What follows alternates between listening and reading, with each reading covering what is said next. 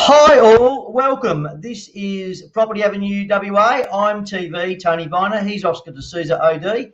And I hope you liked our new little intro, because Oscar thought that I might be a bit sad depending on the results of the AFL football on the weekend. But I told him no, I'm going to be upbeat. And here we are. Today is the first time we've decided to have a change and come back to, well, not come back to, because we used to be a Wednesday. Tried the Saturday, but we felt this was probably more appropriate, and see the feedback seems to be this sort of fits in with everybody midweek, have an opportunity of seeing what's going on, and we talk property, and it's all property about WA. The focus is WA. So that's what OD and I like doing. So the purpose of the exercise is we've got some topics that we're going to discuss today. And the week that was, of course, Oscar's stats. The rental market continues to be a challenge here in WA, not just in little pockets, but everywhere. So we're going to have a chat about that. Is it grim? Is it a crisis?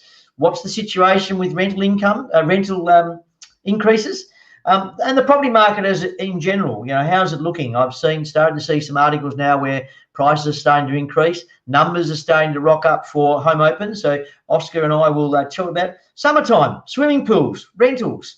What's it mean? What does it mean to you as a tenant? What's it mean to you as a landlord? So a pretty important part, I feel.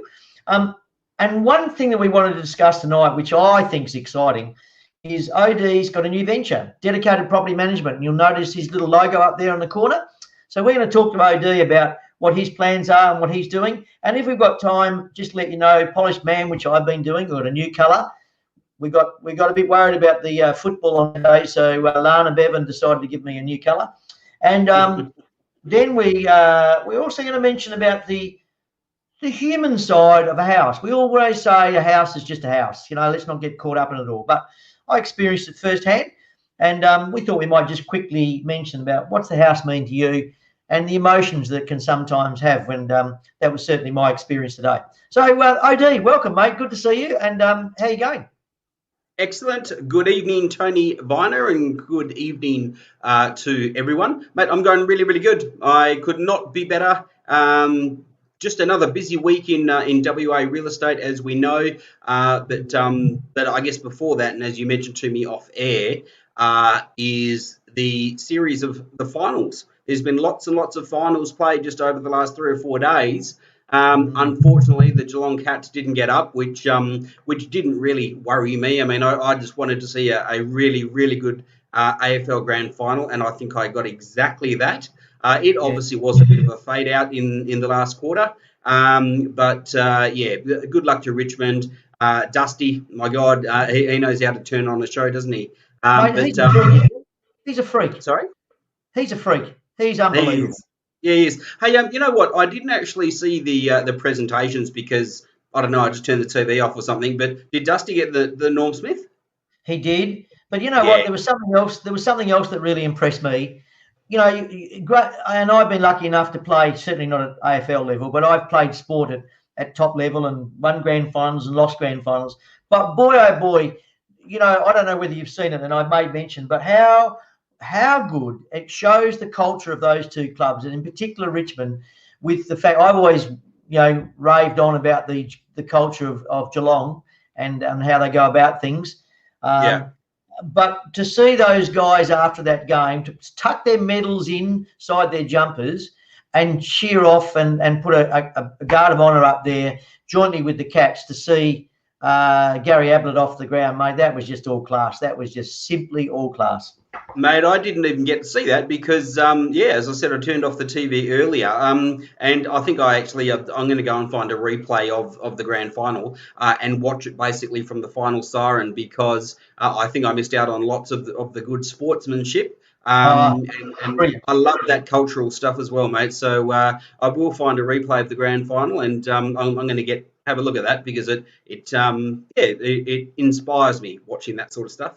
And me exactly, and you'd like to think that sort of stuff can happen. Like we talk about property, but look at it in the a lot of things going on. We're lucky in WA, but we've also got to start respecting each other a bit. And there's a few things that that sort of humility and that sort of respect for others, not only can it be done on the sporting field, but can be done whether you're renting someone's property or you're in a queue waiting to go and inspect the property or whatever it may be.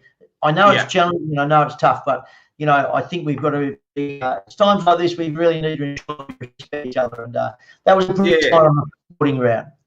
Absolutely, mate. And see, the thing is, I don't know, just in the last day or two, now that Victoria's had the stay at home lifted.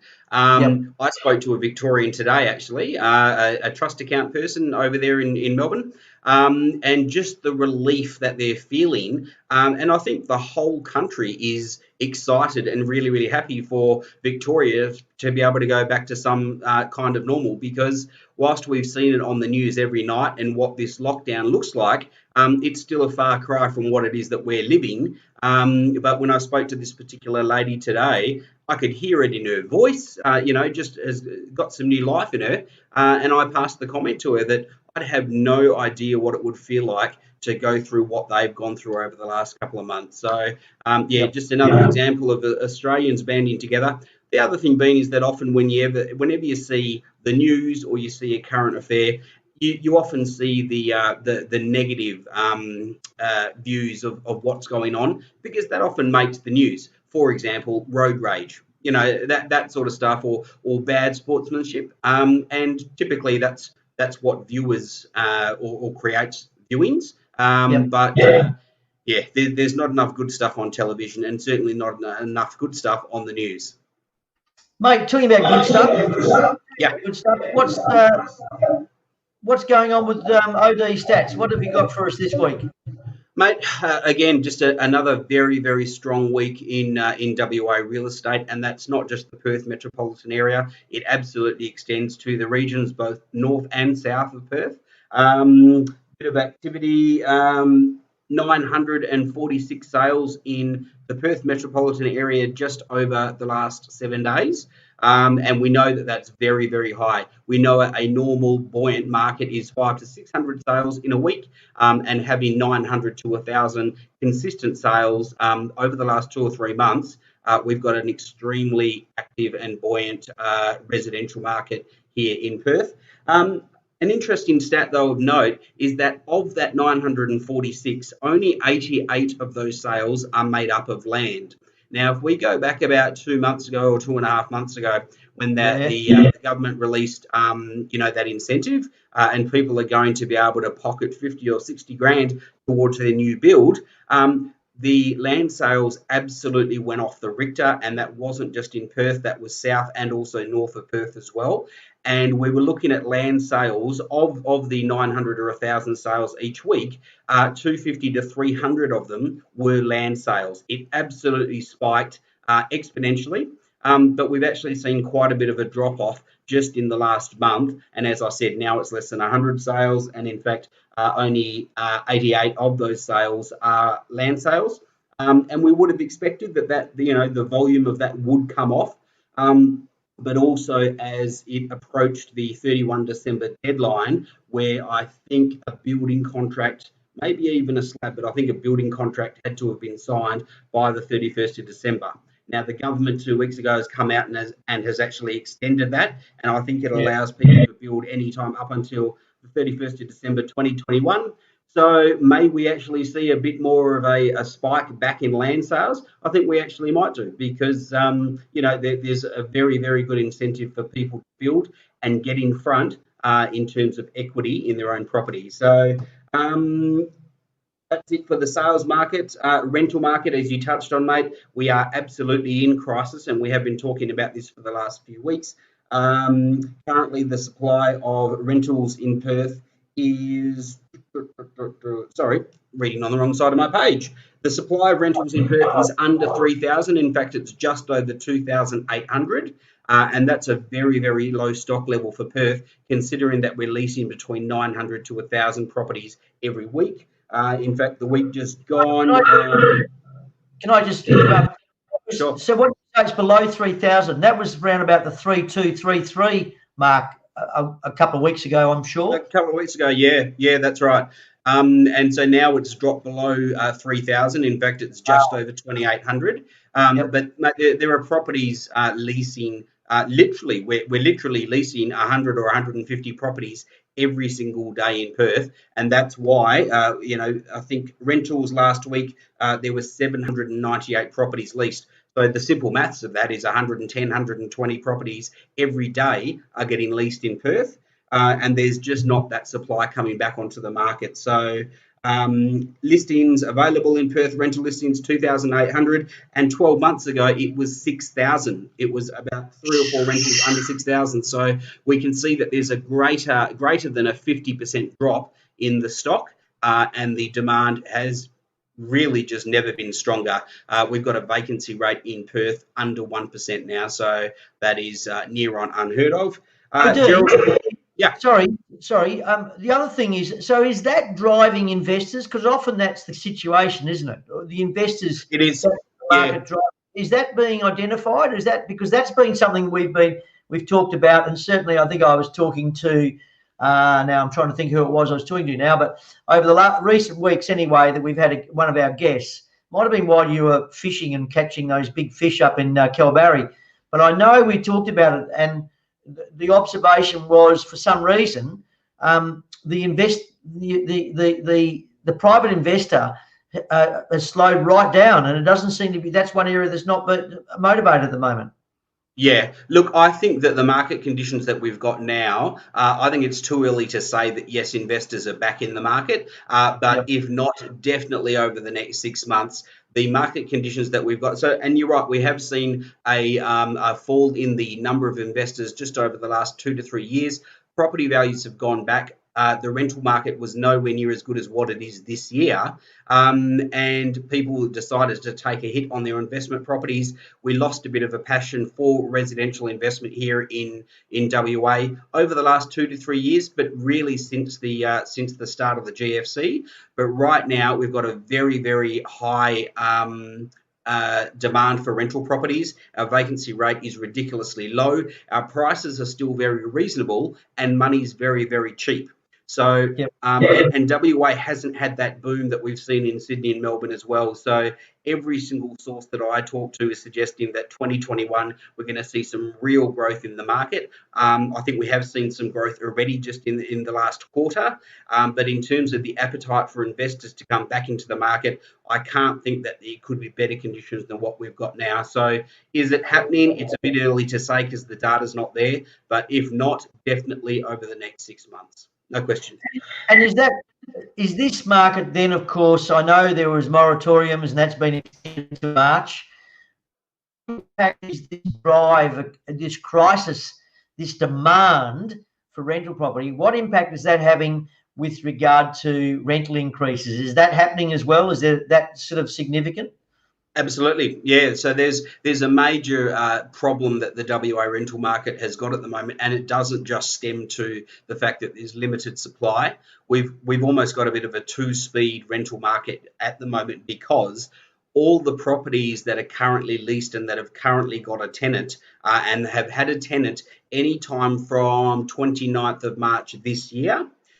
Moving forward and now through till the 29th of March next year is prevented from having any rental increases. So basically, if you're in the property, apart from the moratorium on evictions, there's no rental increases available to landlords, even if there is greater demand and justification for it. So the only places that we're actually seeing rental increases at the moment is when properties actually become vacant, and then the landlords or the real estate agents can do whatever it is that they need to with those properties.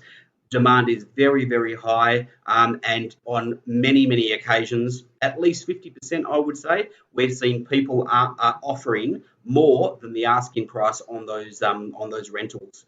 So yeah, we're experiencing growth in the rental market. Rental values are going up, and come 29th of March next year, when the moratorium on evictions finishes, I don't actually know what that looks like yet. I think the state government's going to have a new problem on their hands, because a lot of those people that have been unable to pay rent or meet their entire rent obligations come 28th or 29th of March next year, we're going to be able to evict them just like we always have been able to. And aside from them meeting their current rental obligations, almost certainly they're not going to be able to meet the obligations of an increased rental. So it's going to be a very sticky time in April and May next year, there's no doubt.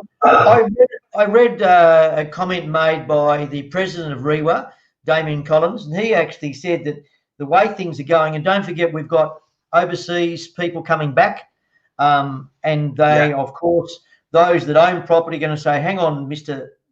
Tenant or Mrs. Tenant, but I need my property back. Now, obviously, they can't do that if there's a lease in place. There's issues there. So, therefore, there's one of two things going to happen. Either the tenant's going to go, okay, well, I'll look for something else, or TV, the owner, who's just got back from overseas and wants his house back in place.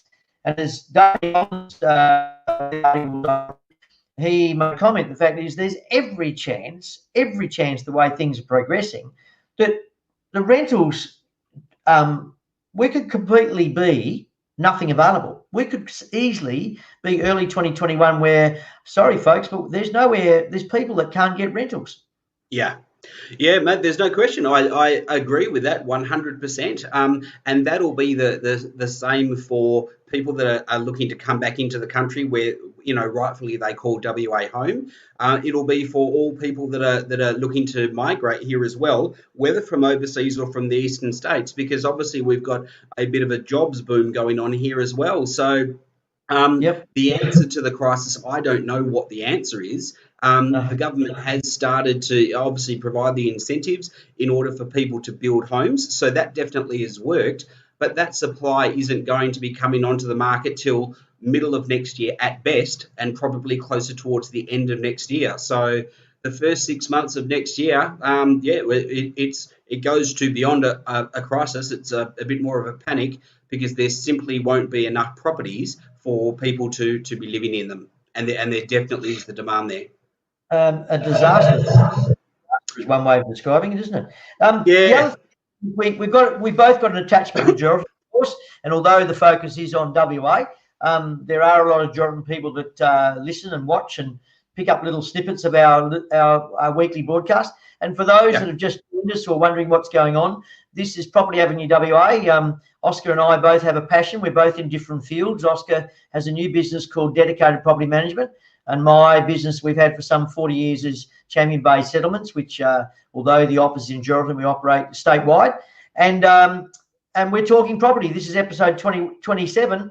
One of the things that intrigues me about the rental market is last time we spoke, I think Geraldton was below 80.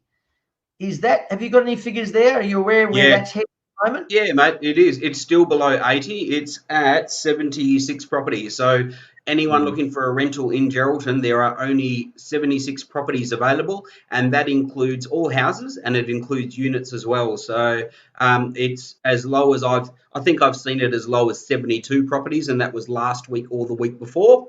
We don't want to see it get down to 60 or 50 properties, but the way that the market is going, the rental market, all the real estate agents that I talk to in Geraldton, they're factoring in rental increases wherever they can, and by that I mean after the 29th of March next year.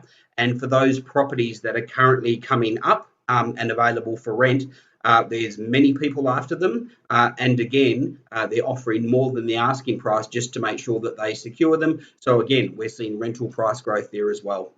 Yep. One quick question about the rental before we sort of discuss briefly about the property market, and more particularly summertime and swimming pools. I noticed a couple of little stats that Perth suburb is the with the most available rents for the most. These are bubble rents. Market. East Perth has got 149. Then it drops to South Perth 70 and Mayland 60. So they are considered basically the top four. That's not big numbers when you think about it. So heaven forbid what's going on in the other suburbs. That's really scary. So yeah.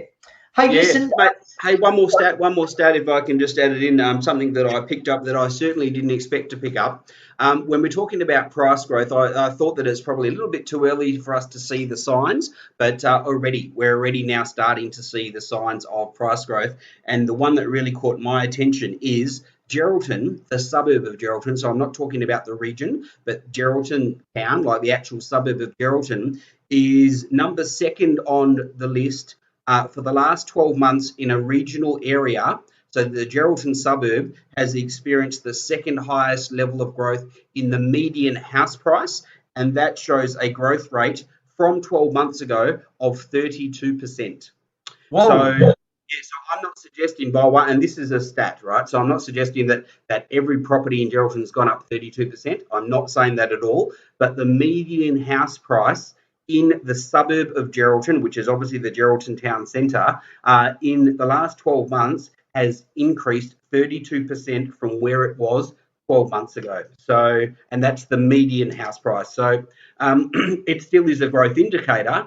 It's certainly not suggesting that there's ridiculous growth going on, but it probably is suggesting that other suburbs in Geraldton are also starting to experience growth, and can't see any reason why that won't continue in 2021. So it finally looks like WA is going to have some of that growth that Sydney and Melbourne have had, where we've just stayed very stagnant for the last 3 or 4 years.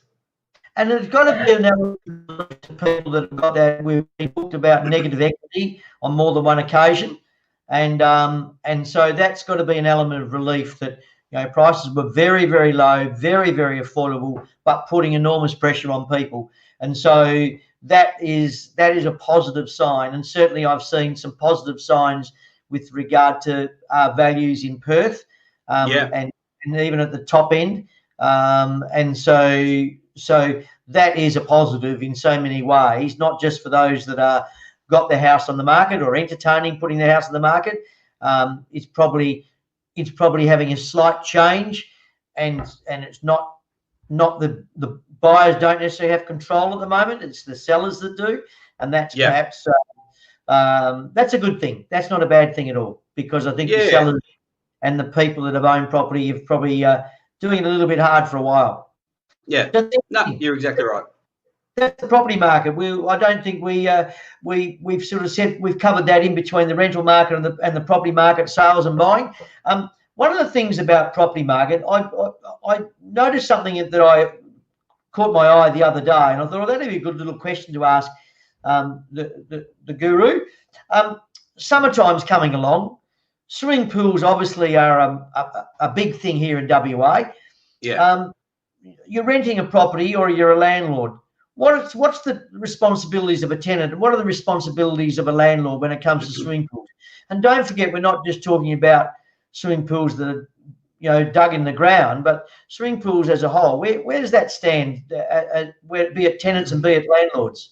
Yeah, look, mate, it's a very thorough topic that we could do a whole show on swimming pools, because swimming pools mean below ground, above ground, and often it refers to spas as well. And spas are pretty common in backyards in many properties and often rental properties. So I won't get into so I won't get into the specifics, but look, there's a lot of health and safety stuff, obviously, that needs to be taken into account, and a good property manager should know that in and out to make sure that the landlord stays protected from liability and the tenants stay safe.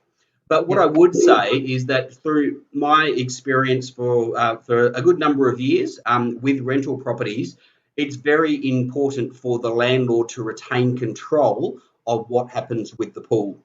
And the reason being is when something goes wrong with a pool, if it's not maintained correctly, if it is completely ignored or is just not given the regular attention that it needs, it creates a very, very big problem, and very big problem means very expensive problem as well. So And I've seen it happen where landlords have said to tenants, no, you're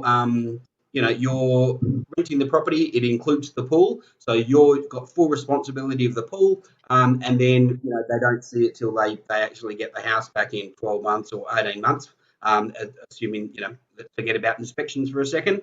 And I've seen some very, very ugly situations. Tenants, their version of understanding and knowing about pools varies from tenant to tenant. Some tenants knows the ins and outs of pools. They might have had a home with a pool before. They understand the chemicals. They understand the cleaning. They understand the operational stuff and the mechanics. And maybe they understand the safety as well. But some tenants, the only thing they know about pools is how to spell it and how to dive into it, but the rest of it, they actually don't know too much about pools. So I guess the big tip for landlords is make sure you stay in control of the pool. My high recommendation will be employ a pool service person, a professional in their field that is going to undertake to look after the pool at least once per month. To check on the chemical levels, to check on the operation of the pool pump and filters, and to make sure it stays in good working order. The only bit that is often drawn into question is, well, who should pay for the pool chemicals? Because that's basically like an ongoing running cost of the pool, and most of the time that actually falls with the tenant. However, it is the landlord, though, that employs the pool person to do everything that I mentioned before and supply the pool chemicals. But when it comes time to actually pay for the pool chemicals, the landlord needs to find a way to recoup that cost from the tenant, because that's just an everyday running cost of a house that has got the pool. Just similar to electricity or water consumption, exactly the same. The tenant pays for electricity and water consumption, and similarly, a tenant should be paying for the pool chemicals as well. Yep. Right. Yep. That's good. That's good. I just thought it was a good little pointer. I thought, oh, that's one we'll ask AD. Now, Yeah. other question. There's a couple other things, but one question we've got: dedicated property management. And you'll notice the little insignia up there, the logo that we've now got, which is Oscar's new business up there on the, yep, that's it. Yep, you're pointing. Mate, that's exciting stuff. And I know you and I know your background, and yeah, we're pals. But tell me more. Tell me more. What's happening? Look, I decided to, and dedicated property management is, it's actually a business name that I registered before I left Geraldton. So that's going back a good 3 years ago. So somewhere between 3 and 4 years ago, when I wasn't sure what my future was going to be in Perth. But I knew it was going to be in real estate and possibly in property management. I registered this business name, Dedicated Property Management, because I thought it was a good name, and I thought it pointed out exactly, or identified exactly, the type of business that I was going to be offering come the day that I went down that path. And that day has now come. So it's not Prime Property 2.0, although a number of people has mentioned that to me, because obviously Prime Property, outside of the valuations business that we had a dedicated property management business, and at the time I think it was basically the only one in Geraldton as well. And so that's basically the concept now for me to build a rent roll property management business here in Perth from scratch. And it's called Dedicated Property Management, so it should be quite self-explanatory what we do. But two other points of difference, I guess, that I've got in terms of not just being a dedicated property management office that just does rentals and doesn't do sales. The other 2 points of difference that I've got is, firstly, I've got a fixed fee system. So every single property that I manage, it is all charged at the one fee. And particularly from the owner's point of view, they know exactly what the fees are every single week or every single month, and therefore they know exactly how much rental or the balance rent that they're going to be getting every single month. There's never, ever any additional fees from my end. There's not one. It is the same fixed fee every month or every week, which is agreed to at the start of any contract. So you know with certainty exactly how much rent and what your rental proceeds will be each month.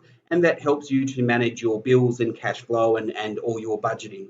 So that's the first thing. There's never ever any additional fees. There's one set fee. The second thing is that yours truly, me, is the property manager. Now, a big problem that I've had with, or that I've known about with many landlords over the years, is that for whatever the reasons are, they get very frustrated by every 2 or 3 months or 4 months. There's a new property manager at the office looking after their property. They have to restart a relationship. That new property manager doesn't know anything about their property or their tenant, and they just feel that it's Groundhog Day.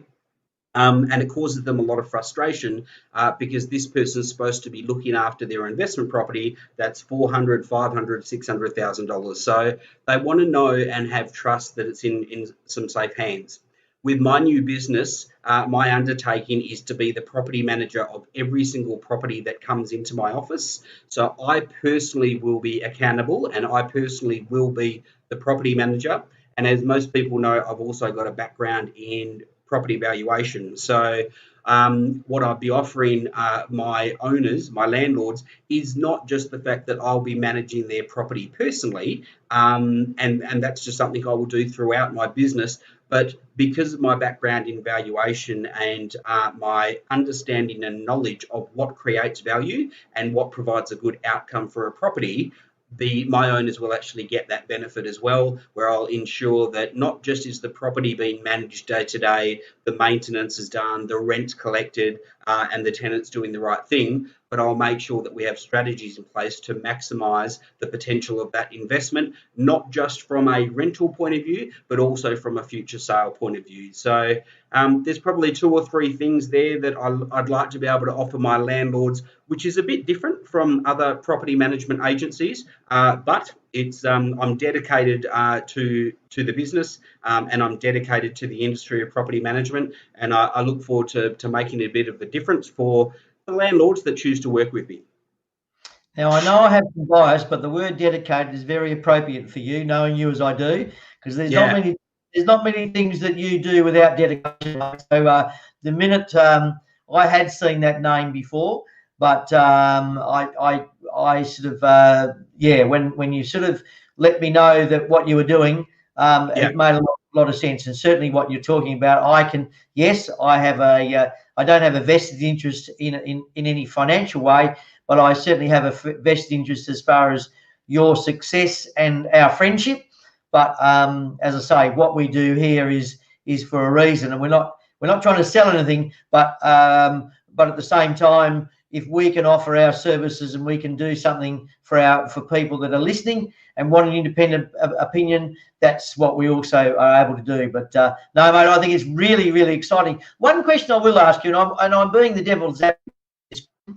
Sure. So Oscar is the property manager, and all of a sudden you're inundated. Everyone goes, "Wow, you've got to go to this bloke. This guy is seriously good operator." Yeah. What do we do then? What happens? What does Oscar do then in that case? I build a team around me where I will be employing registered property managers. I'll be employing experienced property managers, and there will come a time, obviously, I'm hoping there'll come a time where I've got that many clients that hopefully can see the benefit in the service that I'm providing, and so. But I'm only one person, as I guess you're rightly pointing out. So I'll always remain the property manager for every single property, and I'll have a relationship with every single owner. But for the out of office items like inspections or maintenance items or leasing, there will be things that I'll need to employ and engage my own assistants with. But no matter what, I'll remain the primary holder of the relationship to make sure that the owner of the property or the landlord is getting really looked after and getting what they need as well. So I can't foresee or think that the business will get to that point that after I've built the team around me that, and obviously I'm not going anywhere. If I'm the business owner, I'm not going to be changing jobs. So I'm certainly in it for the long haul. But I don't know, come the day when there's that many people that I end up working with, and I've built myself a team, and no matter what, I physically can't get to everyone. I guess I'll cross that bridge when we come to it, but that's going to be many years down the track. My experience, and certainly my experience in the prime property business, was if you build a team around someone who's devoted and dedicated to the relationships with with the landlords, it's easier to get other people to assist them with the tenants, with the inspections, with the maintenance. But we've just got to make sure that the landlords get that level of attention and advice that perhaps they're not currently getting. Yep. And I mean, in my business, as you know, with champion-based settlements, I mean, my girls now, and Erin's my manager and runs things the way she does on a day-to-day. But people can, although perhaps not the last week or two with things going on, other things going on, but in normal circumstances, people are able to contact me. I oversee things. The girls liaise with me. Clients can ring me at any time because I offer an after-hours service. So, yeah, those sort of things, as I say, that would be no different in your case. But, yeah. And that's what it's all about. That's, you know, we're still in control, and we're still, as you say, we're not going anywhere. We own the business, and it's imperative that we have a good name, we have good reviews. Mate, yeah. The other question I asked with regard to that, so when do you start? When is it operating? I'm up and going. I'm up and running. So I've started. I've got a website. So that's www.dedicatedpm.com.au. Social media's happening. I've got stationery happening. What's the website? www.dedicatedpm.com.au. Yeah. Righto. It's just. Are you doing that now? I'm putting that on the thing. Oh, there. Right. Look at that. Okay. So that's the website. I've got my business card. They came today. I've got my notepads as well. So yeah, mate, it's all happening. Like, it's all happening right now. It's it's been planned for a while, and a lot of the work was done a good number of months ago. But I pushed the pause button on it. But now it's all systems go. So and yeah, just in the last few days since I started promoting it a bit on social media and talking to a few people. I've been very pleased with the conversations I've had, and so far so good. It's off to a good start. Well, I know a young lady that I think she's going to talk to you as well. So we'll see where that goes. Hey, listen, we're getting close to the end of our time. We're not going too badly. No, we're going okay. Just one quick question I want to mention about, and you said TV. You've got to get onto this polished man. Well, I have been a little bit. I have been a little bit distracted with a few things, but although the campaign goes all year, but normally they make October the bigger month. But I'm because I've sort of had a few interruptions, I'm going to extend for a couple of weeks. So promise you, look on our Facebook page, look on this program, and I will just go over here. And this is where are we? So there's the that's what Polished Man's about. It's paint and nail to help end violence against. Hence what I've done. Thank you, Lana Bevan. Against violence against children. And it's not just physical violence; it's also sexual violence. So the statistics are just astronomical. And you've got two lovely little girls, and I've got 5 beautiful grandchildren, and I should say beautiful little girls. And so we both know what that means. And there's 7 children we know that are in a good place in a loving world. So therefore, there's 1.5 children somewhere else that have in that 5. So it's a scary thing. It's a scary thing. It's a very sad thing. Listen, something else I'm going to mention too, and probably a little bit self-centered, but I made mention at the beginning of the program. We sold our dear mum and dad's home after some 50 odd years in the family, and it was a really strange thing today that I rushing down. Tomorrow I have we did all the bits and pieces and did all the final stuff today, and it settled today. But the strange part was when I walked back into that house before we said goodbye, and I just want to make sure everything was right, because the owners, the new owners are coming from Queensland. Yeah. But I walked into that home, and then I walked into the rooms, and it was not even deliberate. It's just these different memories came to my attention and sort of came to the surface. Yeah. Then with that came, now, as I say, it's only a house for God's sake, but suddenly I became quite consumed by the emotion of it all. And when I closed that door and locked that place up and drove out the driveway, I had to sort of stop again and compose myself, because it was really quite an emotional thing. Yeah. You sort of, it's not something you think about, but perhaps I've had farmers, for example, struggle to sign the documents in my office when it comes to a settlement. What's your take on that? Mate, I think it is something that, and I certainly think about it, or rather am mindful of it and have an awareness to it. We sold, or rather Mum sold the family home pretty much bang on 12 months ago now.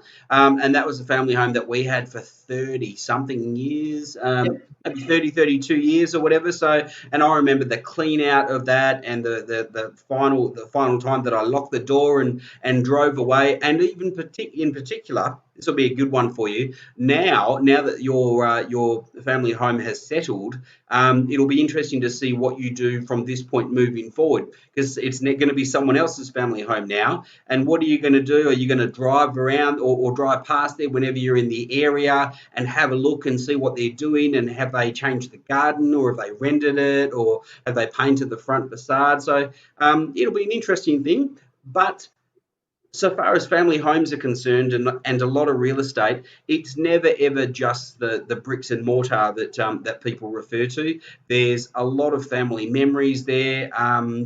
There's a lot of emotion involved. So when you mentioned that to me, how you responded to what you had on your plate today, I wasn't at all surprised. And I think just in real estate, in your line, my line, and this really does come down to rentals as well, because whilst you might not own that rental property that you're renting, often it's a family thing, and you've lived in the property for a while, so and a lot of memories get created in that property. So it's not just properties that you own; it's any properties that you've lived in, and that's where I think that when it comes time to buying, selling, renting, or just moving house, having people around you, such as property managers or sales real estate agents, or people like yourself as well, that have got that human side to them and understand that it's not just a transactional thing, it's not just an investment thing.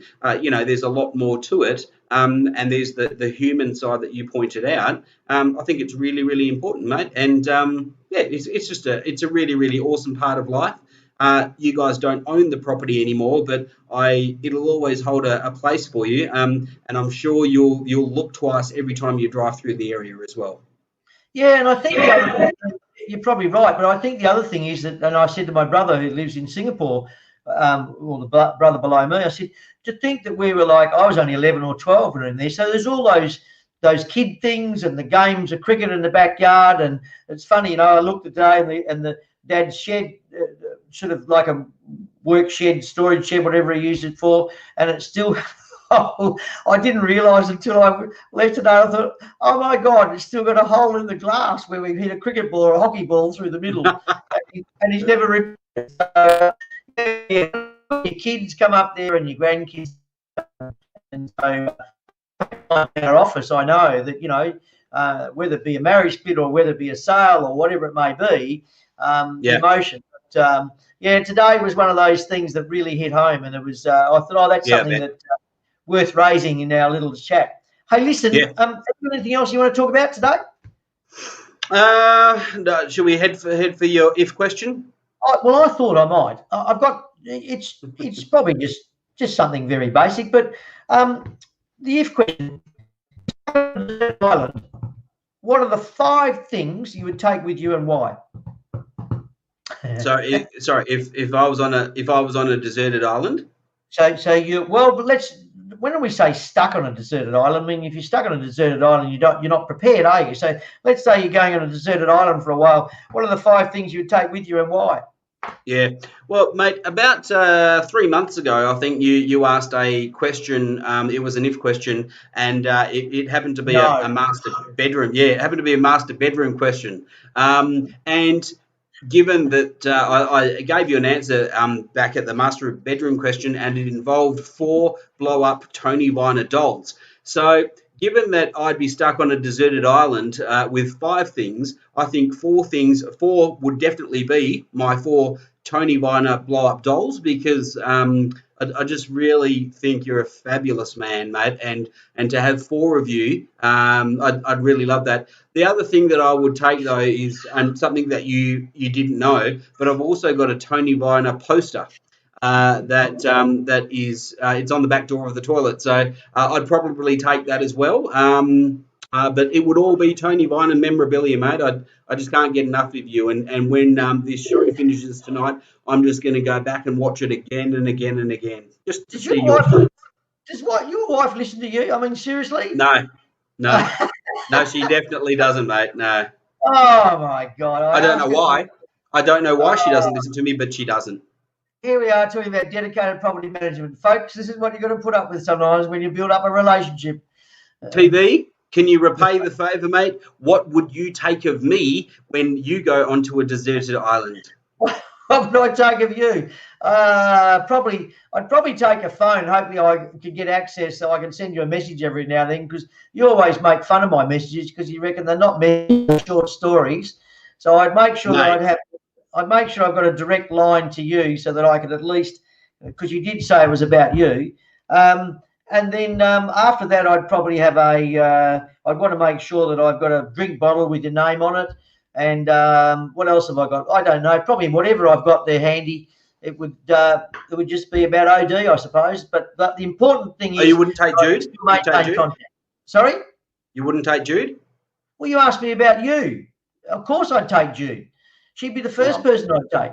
I'm just hoping, mate. I'm just hoping that, just like I'd take my $4 and my poster, I'm just hoping that, that I mean the same to you as what you mean to me. Hey, a question. You know how with your rather long text messages that you sent, or that you just always send, are you a two-finger typer, or are you just tapping one letter at a time? Depends on where I've got the phone. If I've got the phone like that, then I'm where am I? So then I'm here.